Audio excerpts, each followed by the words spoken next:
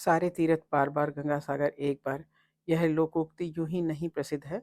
हवाई रेल या सड़क मार्ग से गंगा सागर सीधा नहीं जुड़े होने के कारण सफर आज भी आसान नहीं है, पर सुगम जरूर हो गया है। नमस्कार दोस्तों, मैं हूं अंजलि और दोस्तों अब हम कलकत्ता से जा रहे हैं गंगा सागर दर्शन के लिए। तो अभी हम ये दक्षिण 24 परगना में हैं और यहाँ से करीब अभी 80 किलोमीटर्स है हमको गंगा सागर की जो जेट्टी है वहाँ तक पहुँचने में। तो चलिए चलते हैं, एक अलग सा ही यहाँ का नज़ारा है वो हम दिखाते हैं। यहाँ की छोटी सी मार्केट है और आप यहाँ से फ्रूट्स वगैरह ले सकते हैं, केवल बनाना ले लो अगर ठीक है। बहुत ही खूबसूरत ग्रीनरी से भरपूर ये स्थान है। रोड तो बहुत अच्छी है, मन एकदम खुश हो जा रहा है देख के। पश्चिम बंगाल की राजधानी कोलकाता से सागर द्वीप करीब 130 किलोमीटर दूर है। सर्वधर्म समन्वय गंगा सागर। अब यहाँ से हम गंगा सागर जेट्टी पॉइंट की तरफ चल रहे हैं।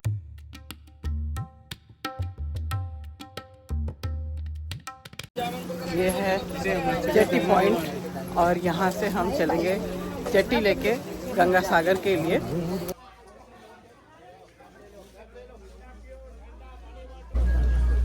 पश्चिम बंगाल परिवहन निगम का ट्रांसपोर्ट है। यहाँ से जेट्टी पॉइंट है, यहाँ से हम जाएंगे आगे। इस जगह का नाम क्या है? लॉट नंबर 8 है। Lot number 8। यहाँ से हम लोग कहाँ तक पहुँचेंगे? कोचीबेड़ी। वहाँ से हमको टेम्पल कितनी दूर होगा जाने? 30 किलोमीटर। वहाँ पर भी हमको कुछ वो लेना पड़ेगा? रिक्शा मिल जाएगा? अच्छा, वहाँ डायरेक्ट टेम्पल के पास जाना पड़ेगा। गंगा सागर जाने वाली इस फेरी में इतनी भीड़ है कि खड़े होने की भी जगह नहीं है। छोटी छोटी व्हीकल भी है, लोग अपने साथ ले चल रहे हैं। हम इस जेट्टी से आधे घंटे का सफर तय करके बे ऑफ बंगाल के उस स्थान पर पहुंच गए हैं जहां से गंगा सागर शुरू होता है। लेकिन यहाँ से गंगा सागर का जो पवित्र तट है वो और कपिल मुनि का आश्रम तक पहुंचने के लिए करीब 12-13 किलोमीटर हमको बाय रोड जाना पड़ेगा। इसके लिए हम यहाँ पर कोई टेम्पो ट्रैवलर या कोई दूसरी व्हीकल देख रहे हैं। ये हमें 2200 में आने जाने की 6 सीटर गाड़ी मिल गई है पेट्रोल की, और ये वहाँ खड़ी है। जितने देर हम स्नान वगैरह करेंगे फिर आ जाएंगे। तो ये ठीक है, थोड़ा सा महंगा है लेकिन ठीक है। मकर संक्रांति के मेले का दिन है तो यहाँ भीड़ भी खूब है और तमाम तरह के आयोजन भी होते हुए दिख रहे हैं।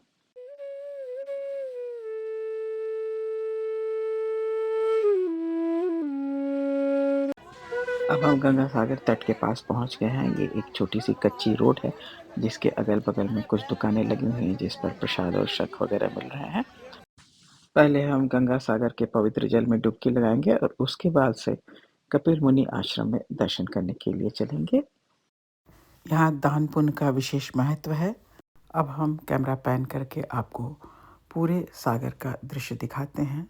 यहाँ पर ऐसी कोई रेखा नहीं दिखाई देती, ऐसी कोई मार्किंग नहीं है जहाँ पर ये पता चले कि गंगा जी इस स्थान पर आकर समुद्र में विलीन होती हैं।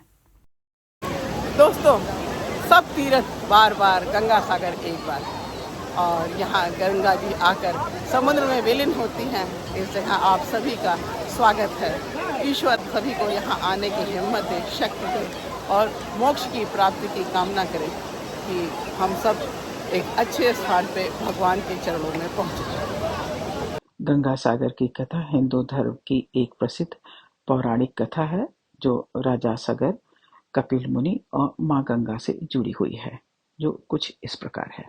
राजा सगर के 60,000 पुत्र कपिल मुनि के श्राप से भस्म हो गए थे। उनकी मुक्ति के लिए राजा भागीरथ ने कठोर तपस्या कर माँ गंगा को पृथ्वी पर उतारा। भगवान शिव ने गंगा को जटाओं में धारण कर पृथ्वी पर प्रवाहित किया। गंगा के जल से सगर पुत्रों को मोक्ष मिला। जहाँ गंगा समुद्र से मिली वही स्थान गंगा सागर कहलाया। हमने सागर का स्नान कर लिया, अब चल रहे हैं मंदिर कपिल मुनि के और वहाँ पे दर्शन करेंगे और फिर वापस हम चलेंगे क्योंकि जेट्टी का टाइम हो रहा है। तो चलिए चलते हैं। एक बार फिर से सागर को प्रणाम, बहुत बहुत प्रणाम, सत सत प्रणाम। और अब हम आपको ले चलते हैं कपिल मुनि के आश्रम की ओर। ये देखिए आश्रम के बाहर का ये दृश्य है। गंगा सागर स्नान करने आने वाले जो तीर्थयात्री होते हैं वो सबसे पहले सागर में स्नान करते हैं। उसके बाद से काफ़ी लोग गीले वस्त्र में ही मंदिर के दर्शन के लिए जाते हैं। हम भी चल रहे हैं मंदिर के दर्शन के लिए, लेकिन उससे पहले हम प्रसाद वगैरह ले लेंगे। सामने आपको मंदिर दिखाई दे रहा है। पूजा सामग्री ले लेते हैं। पूजा की सामग्री ले ली हमने और अब हम चल रहे हैं मंदिर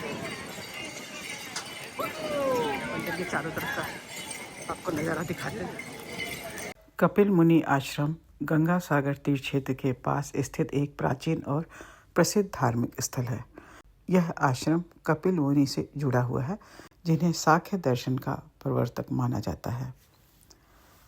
आज भी मकर संक्रांति के अवसर पर लाखों श्रद्धालु कपिल मुनि आश्रम में दर्शन करने आते हैं और गंगा सागर स्नान क्षेत्र में यह आश्रम तपस्या, ज्ञान और मोक्ष का प्रतीक माना जाता है।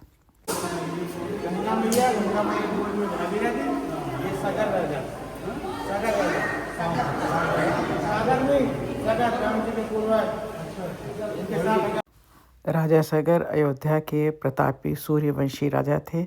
उन्होंने अश्वमेध यज्ञ किया था और भागीरथ उनके वंशज थे, जो धरती पर गंगा जी को लेके आए। इस तरीके से दर्शन हो गया और अब हम चलते हैं वापस। दोस्तों, ये थी गंगा सागर की हमारी यात्रा। अगर आपको ये वीडियो पसंद आ रहा हो तो प्लीज़ लाइक, शेयर और सब्सक्राइब ज़रूर करिए। गंगा सागर की पूरी कथा के लिए आप अगला वीडियो अवश्य देखिए।